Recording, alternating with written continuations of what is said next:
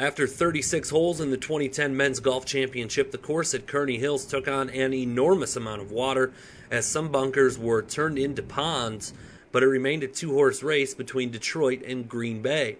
The greens proved to be brutally slow early on, evidenced by Green Bay's Chad Ebert coming up just short on this birdie putt, but the freshman had plenty more opportunities to try and close in on medalist honors. Detroit's Jeff Claridge began the day in third, and like Ebert, had his eyes on the larger prize of winning a team title.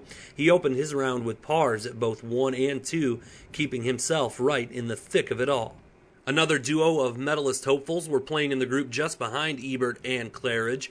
Loyola's Thomas Green led by one stroke after 36 holes. Here on number 2, however, it was the beginning of a tough day. A 3-putt led to a bogey and eventually a 75 in the final round, leaving him in a tie for third.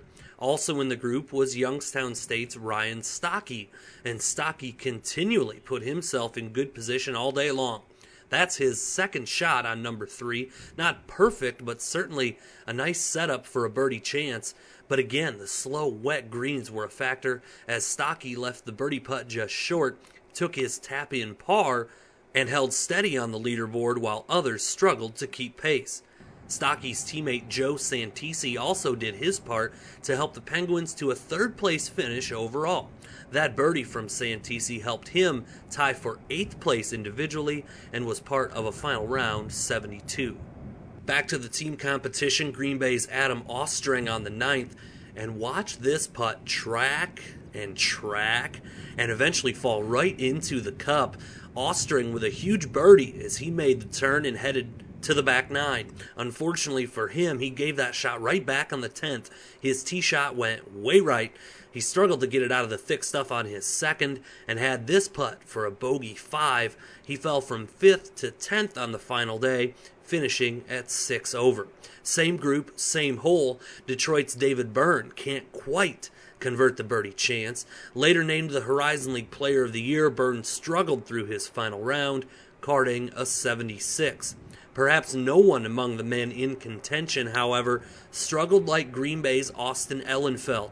So solid last year in this tournament, nothing went his way on Tuesday. Back-to-back misses for birdie on 10 and 11. There were 5 scores of 80 or higher in the final round, and one of them belonged to Ellenfeld. Detroit's Britt Pronk was yet another steady hand for the Titans. Easy par putt on 13.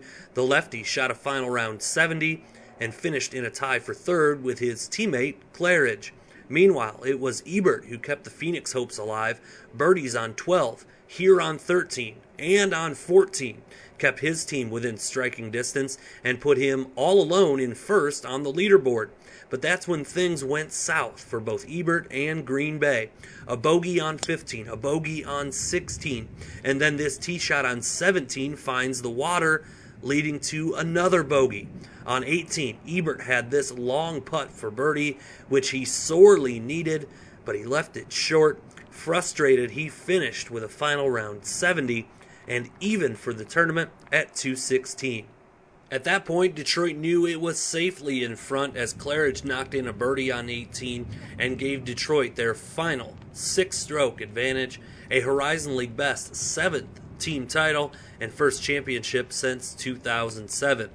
The race for medalist came down to the final hole. Youngstown State's Stockey was lurking throughout the day and struck when the moment was right. This putt for an eagle on 18. It breaks to the right and settles just short of the hole.